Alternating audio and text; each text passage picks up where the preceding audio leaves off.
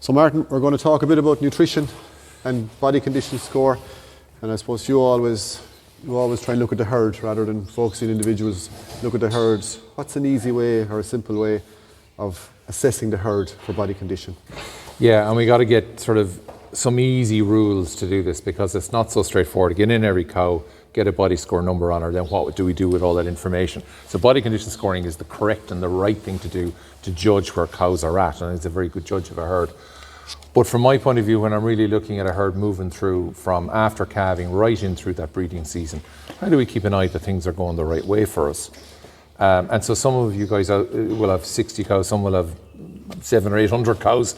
So how do we look at all these cows fairly and assess it? So general rules for me, I'll always look at a herd every 2 weeks. I'll take the time to look at the cows properly. And that might mean going out in the paddock at a certain point in time and really walking through that herd. And it could be 20 minutes, it could be half an hour, but that time spent will give you a very good idea of what's happening. And I always count the cows in groups of 10, because you can get overwhelmed. There's so many cows coming at you, and sometimes then you concentrate on the first lactation and you don't judge it necessarily correctly. So I count 10 cows in front of me, and I say, how many of those cows out of 10 are looking poor, looking thin, in my opinion as a herdsperson?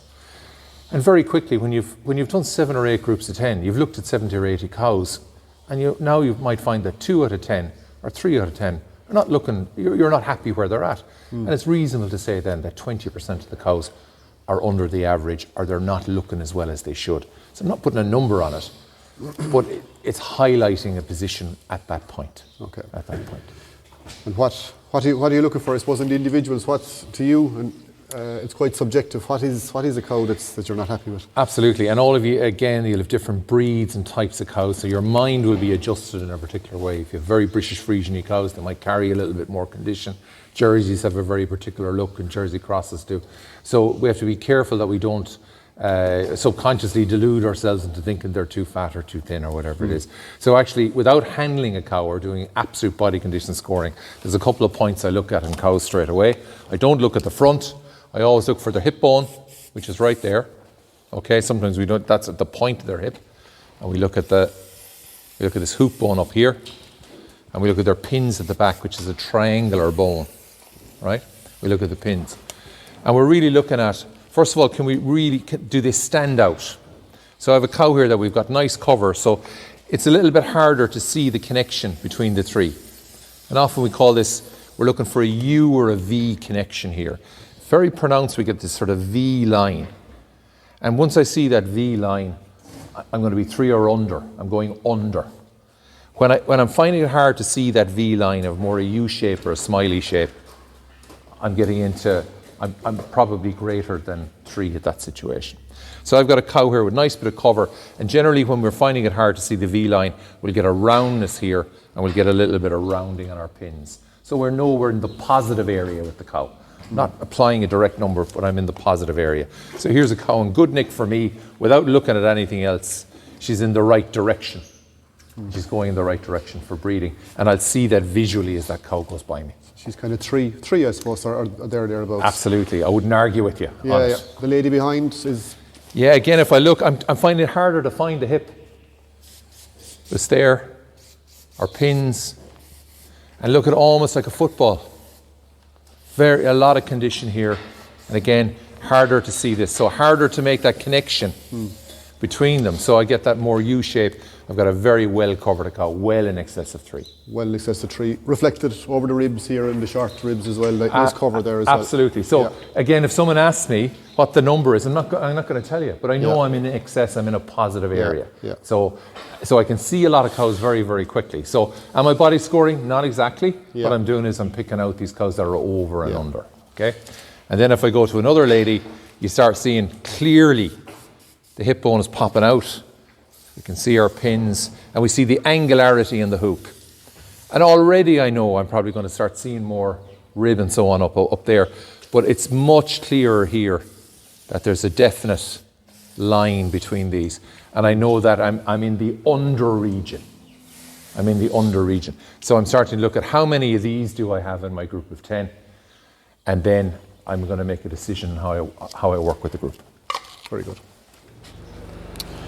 So Martin, we spoke about looking at body condition on a herd level and seeing, in groups of 10, picking out cows or just having a rough assessment without having to put them all through the crush and body condition, which people just don't do, and it's probably not practical. So what you're just suggesting is very practical. But then we've picked out these, we want to do something with the individual cows. What are our actions?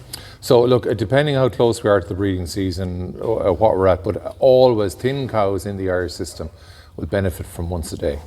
Once a day milking, even for a short period of time, while continuing to feed the cow across the 2 milkings, will often get that cow into the right place. I think this cow is bulling. She's a thinner cow, so she's probably producing a hell of a lot. We still want to mind her. And if we're finding that on a herd level, we're running into 20% of the cows are starting to look like this, well then our overall allowance to the herd in terms of dry matter may need to be higher. So we'll always look at the paddock first. Is the cover okay? Are we right in the cover? Are we giving them enough area? Are we giving them enough time to actually eat that area as well? So how much restriction and pinch are we putting on outside? It's not always about pulling the rope inside and putting more concentrate into the situation, but the overall allowance may need to be higher. But for the individual cow, your options are feed them a bit more. Feed them a bit more. Or once a day. Or once a day. So depending on your system and what you're able to people, I suppose, worry about once a day, a cow like this who's probably producing very well, putting them on once a day. Is it a practical thing to do with those cows? Yeah, and sometimes you have to work with how you feel about it, and some people don't want to do that. I know very successfully in UCD it was very higher yielding grass cows. They're very happy to put high yielding cows on once a day for a period to allow them to catch up. And it could be relatively short. It could be just a 2-week period until they really kind of re-establish themselves. And also if I'm finding that group of cows that are within the herd that are low body score, one thing I also check, make sure their feet are okay. You might just be getting a little bump of lameness in the herd or some mortellaro running through. So these things are very important signals to say that, okay, there's some cows here that are not doing as well. Yeah. We'll just move back to this cow. Sure. I think she's a later calver anyway. She's calved in the... Okay, super conditioned cow, yeah. Yeah, so she's on the other end of the spectrum. What are her challenges as a cow that's after calving? Okay, so if we make the assumption that she's a late calver, she's probably only calved 30 days, 35 days, she's held condition, she's been dry a long time. And the problem for these ladies is their dry matter intake doesn't build that fast. So we really want these cows eating. A fresh cow needs to eat about 13, 14 kilos of dry matter in that first week, 10 days after calving. So it's taking these cows time to come up to peak. So if they're struggling with their intake and we're also cutting down our supplement because our grass is coming to us, some of these cows will need to go on once a day to get them to the point where they hit positive energy balance and come bulling. And really with these late calvers, I want them to bull fast. So some of these, if they're bulling at 30 days, 35 days, even though conception rates will be low, I'll get semen into these cows and I'll try and get them moving once they're clean. So cows that you want to retain, that's the first thing, is you want to retain and hopefully gain time, whether they're late calvers that may be in very good condition or cows that are producing very well and have lost a bit of condition. Once a day is definitely an option to try and up their plane of nutrition, and hopefully they'll come cycling quicker and get bred quicker. Yeah, absolutely. And I suppose the last thing, Dennis, I think with the improvement in genetics overall in the last, particularly the last 5 or 6 years, we've seen cow production is increasing. Cow energy demand for cows is definitely increasing. So if I've got our genetics for fertility nailed on and I want to maintain those first service conception rates, really look at that intake. What is the true intake of these cows, and are we allowing them enough? So those herd rules of looking at the tens really helps you. And speaking of genetics, a lot of herds are starting to that did expand are starting to mature now and are really starting to pump out kilos of milk solids. Yeah, we're over the honeymoon period in some of those herds. A lot of those herds have been very young. They have a lot of heifers in there. They've gotten away with cell count, with lameness. They're lower yield. They're able to. Situation is tolerated. But as those herds mature, it's asking different questions of your nutrition system. Yeah. So you need some measures. Okay. Thanks, Martin.